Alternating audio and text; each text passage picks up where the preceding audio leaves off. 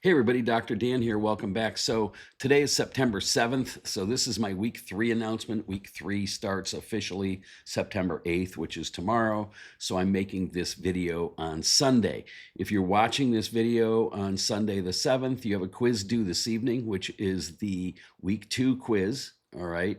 And in case you're confused about what week it is, we're ending week 2 today on the 7th. We're beginning week 3 on September 8th. So this week we have our first essay assignment.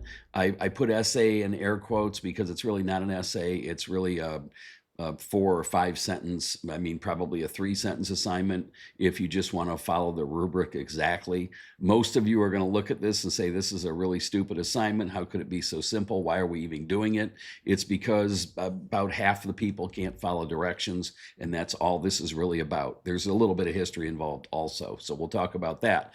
But when you do the little essay, and I hesitate to even call it an essay, make sure you follow the rubric, and that's what this is all about. Can you follow the rubric? The rubric is really easy. It tells you what to do. It tells you to make sure you use a citation from our book. Now, what happens is a lot of you come in here, you're all psyched up. It's your first big writing assignment. You give me a 3 or 4 page epic that's got all kinds of references and AI and everything in it. Don't do that, because if you do that, it's not going to, just follow the rubric, okay? I don't need a 3 or 4 page epic. I won't like it at all, and it will make me unhappy. So don't do that. Follow the rubric, follow the directions. You don't need to prove yourself as some sort of researcher or a superstar at this point in time. All right, so there's that. I'm not trying to discourage you from going crazy and going wild, but that's not what this assignment's about. So make sure you do get the core of the assignment right. However, this assignment's really about something called the new imperialism, as opposed to kind of the old imperialism. And if you look up new imperialism in AI, which I know a lot of you will do, so you can give me some sort of AI generated outline, it may or may not know what it is. But what new imperialism is, it's related to the Industrial Revolution, and we talked about that last week. So old imperialism, all right, the old imperialism is all about pushing your religion on someone else. So about pushing Christianity on other societies. So there's a wave of imperialism, and you could argue English and Spanish imperialism into North America around the time of Columbus.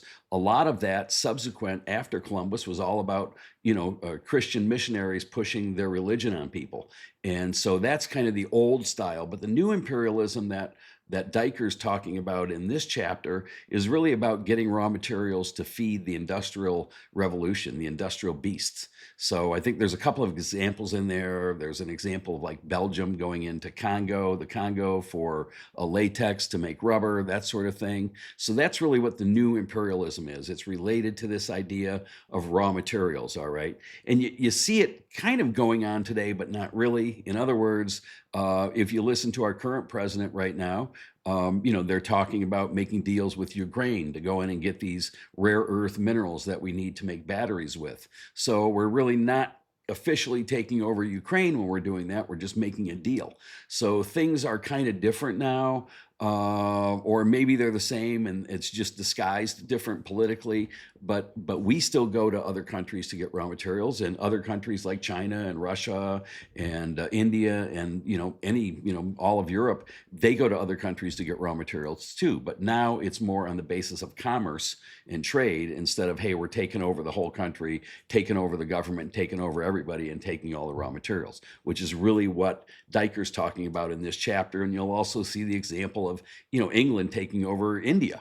All right, and the result of that all these years later is that much of India is English speaking. They have a Western style court system, Western style education system, and that's because of that influence of new imperialism, back in the day. So that's what you're going to read about. And there's some other stuff that's interesting to me, like there's the Chicona tree. I don't know if you care about that or not.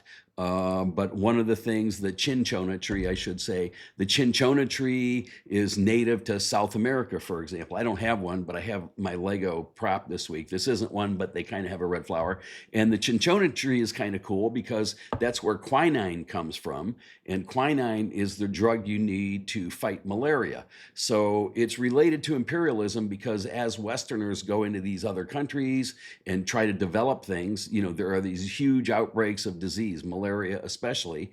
And the cinchona tree, all right, was discovered to yield quinine, and that can cure malaria. So there's a bunch of cool stuff related to this that if you're really not into the history, but you're into science and you want to learn about, hey, how did we discover some of these other things and drugs and technologies along the way, that a lot of that comes out of, this exploration and this exploitation of taking over other people. So that's it for this week. Again, turn it in by next Sunday, this little essay thing, and you'll be fine. You can grade yourself using the rubric that I use, and make sure you haven't forgotten anything. So super simple. Don't write an epic. Don't contact me ahead of time and say, Dan, will you look at this before I turn it in? Just do what it says on the rubric. You'll be good to go.